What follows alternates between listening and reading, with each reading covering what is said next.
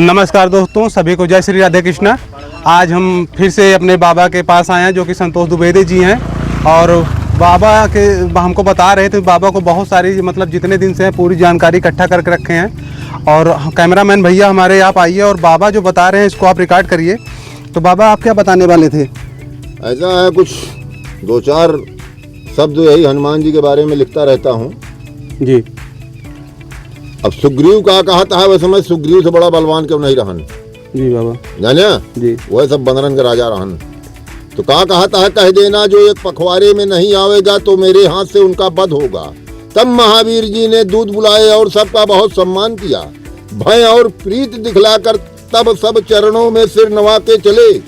सुग्रीव के वचन सुनकर अंगद जी बोले कि बिना हनुमान जी के काम नहीं होगा। वह पर्वत की कंदरा और सागर आदि सब स्थान जानते हैं। चतुर विवेकी बल बुद्ध के खान हैं। हे नाथ, केसरी के पुत्र पवन के अंश हैं। आप इन्हें बड़ाई करके भेजिए। तब सुग्रीव ने महावीर जी को बुलाकर कहा, तुम रघुनाथ जी के काम में देर मत लगाओ। स्वामी की आज्ञा पाकर महावीर जी चले और एक छलांग मारकर पूर्व दिशा में गए। महावीर जी का आना सुनकर सब कोई मिलने को आते हैं और माथा नवाकर सब कोई हित वचन बोले, क्या कारण है जो आपने इतना श्रम किया? आप तो किष्किंधा नाथ के अधिकारी हो। नाथ जो कार्य हमारे योग्य हो वह सिर धर कर मानेंगे। यह सुनकर महावीर जी बोले, देर मत लगाओ, तुम्हें सुग्रीव ने बुलाया है।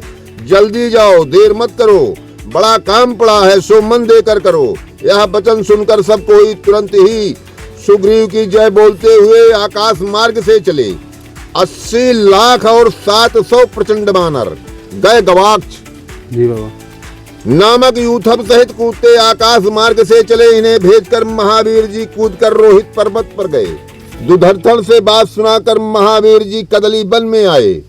हनुमान जी ने गज से कहा, हे बानरों के राजा सुनो, सुग्रीव को कठिन कार्य पड़ा है, वहां शीघ्र जाओ। सब अपना दल संग ले जाकर अपने पद को धैर्य दो। बहुत अच्छा स्वामी, यह कह उठकर चल दिए। तब पृथ्वी कांपी, शेष जी कलमलाए। 7 पदम 80 करोड़ सेना लेकर दिरद और गजनाम बानर चले।